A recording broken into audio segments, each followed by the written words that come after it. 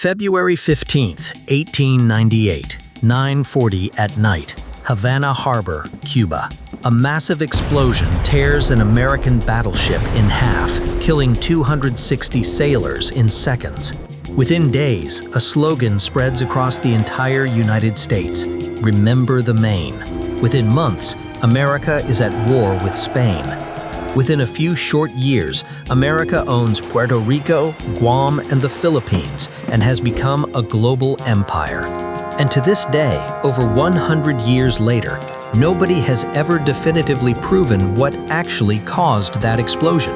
To understand how this happened, you have to go back a few years earlier, to Cuba, still a Spanish colony in the 1890s. Cuban rebels had risen up against Spanish rule, and Spain responded with brutal force. Spanish authorities herded huge portions of the rural Cuban population into fortified towns called reconcentration camps, cutting them off from their farms and their food supply.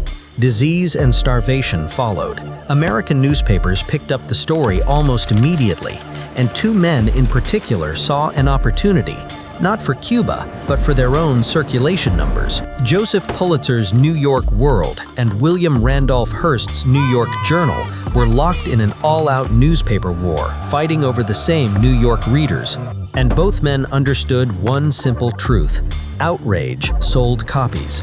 Dramatic headlines about Spanish atrocities in Cuba, whether fully verified or not, moved papers off newsstands. According to a famous, oft-repeated story from the period, when illustrator Frederick Remington cabled Hearst from Cuba saying there was no real fighting to draw and asking to come home, Hearst reportedly cabled back a line that would become legendary: "You furnish the pictures and I'll furnish the war." Cuba wasn't just a news story anymore. It was a business model. By January 1898, tensions in Havana had grown serious enough that Washington decided to send a warship, officially to protect American citizens and property. The USS Maine, a nearly 7,000-ton battleship, dropped anchor in Havana Harbor on January 25, 1898. For 3 weeks, nothing happened. The crew went about their normal duties. Spanish officials in Havana were formally courteous. It looked, for a while, like nothing more than a diplomatic formality. Then, on the night of February 15th at 9:40 p.m., without any warning, a massive explosion tore through the forward section of the ship. The Maine sank almost immediately in the shallow harbor water. Of the roughly 355 men aboard, 260 were killed outright or died shortly after. Only around 200 bodies were ever recovered. Just 76 could be formally identified. Captain Charles Sigsbee, who survived, sent a cable to Washington that night, urging the public to withhold judgment until a full investigation was complete. Nobody withheld judgment. Within hours, Hearst's Journal was already running the story exactly the way its owner wanted it run. Hearst reportedly told his editors to spread the story all over the page, adding flatly, "This means war." His paper offered a $50,000 reward, an enormous sum at the time, for information leading to whoever had blown up Maine, presenting Spanish guilt as an established fact before any investigation had even concluded. Pulitzer's World ran its own dramatic headlines about mines and torpedoes. Neither paper had solid evidence. Both papers had readers who wanted someone to blame. And a war would sell a great many newspapers. In March 1898, an official U.S. Naval Court of Inquiry finally delivered its verdict. The explosion had, in its judgment, been caused by an external submarine mine. Crucially, though, the court stopped short of directly blaming Spain for placing it. That detail barely registered with the public. By then, months of front-page war fever had already done the real work. President William McKinley, who genuinely tried to avoid war through diplomatic channels, found himself boxed in by public pressure he could no longer contain. On April 25, 1898, Congress formally declared war on Spain, though it also passed something called the Teller Amendment beforehand, publicly disclaiming any intention to annex Cuba for itself. a promise meant to reassure skeptics that this wasn't simply a war of conquest.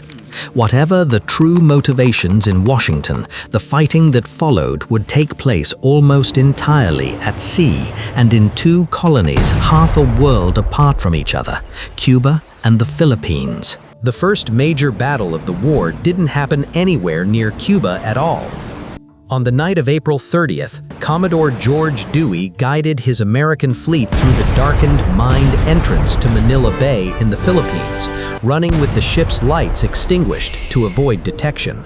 At dawn, his fleet found the aging Spanish Pacific Squadron anchored off Cavite Naval Station. At about 5:40 in the morning, Dewey turned to the captain of his flagship and gave the order that would become famous. "You may fire when ready, Gridley." Within roughly 2 hours, the entire Spanish fleet had been destroyed. Fewer than 10 Americans were killed or wounded in the entire engagement. It remains one of the most one-sided naval victories in modern history. In Cuba, the U.S. Navy blockaded the Spanish fleet inside the harbor at Santiago. When the trapped Spanish squadron finally attempted a desperate breakout on July 3, 1898, American warships intercepted and destroyed nearly every ship in a running battle along the coast.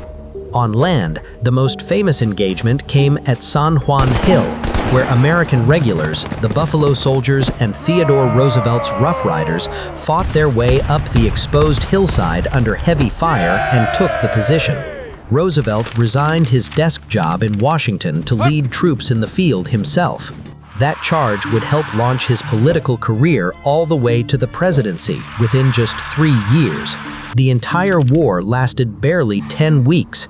Spain, already exhausted, sued for peace. Secretary of State John Hay would later call it quite accurately a splendid little war. Under the Treaty of Paris signed that December, Spain gave up Cuba and formally ceded Puerto Rico, Guam, and the Philippines to the United States. Almost overnight, a country that had spent its entire history focused inward on its own continent now controlled territory on the other side of the planet. And here's the part almost nobody talks about. The war that made America a global power, the one everyone remembers through the slogan, "Remember the Maine," was never actually proven. The 1898 Naval Court blamed an external mine. Spain's own investigation at the time concluded the opposite, that the explosion started inside the ship. For decades afterward, the mystery just sat there, unresolved, buried under the bigger story of the war it had caused. Then, in 1974, Admiral Hyman Rickover, the father of America's nuclear navy, ordered his own staff to re-examine the original evidence. His team concluded that the most likely cause was an internal accident, heat from a coal bunker fire sitting right next to an ammunition magazine, slowly igniting the explosive charges. No sabotage, no mine, just a tragic design flaw common to coal-fired warships of that era. But the story didn't end there either. In 1998, a full century after the explosion, National Geographic commissioned an entirely new investigation using modern computer modeling to analyze exactly how the ship's hull had bent, folded, and torn apart. Their conclusion contradicted Rickover's directly. Based on the specific pattern of damage, an external mine explosion remained entirely possible after all. Two serious, well-funded modern scientific investigations separated by over 20 years looking at the exact same wreck, and they couldn't agree with each other. So more than 120 years later, the honest answer is, still, nobody actually knows. Not the 1898 court, not Rickover's engineers in 1976, not National Geographic's computer models in 1998. The single event that convinced an entire nation to go to war, that ended up handing America an overseas empire, that turned a young cavalry officer into a future president, was and remains a genuine unsolved mystery. What we do know is this: two newspaper owners fighting over readers and profit in New York took an unexplained tragedy and turned it into a certainty they could never actually prove. Because uncertainty didn't sell papers, outrage did. A slogan built on a guess became the reason a war started, and the war that guess started ended up being worth more to the United States in territory and global power than almost any other 10 weeks in its entire history.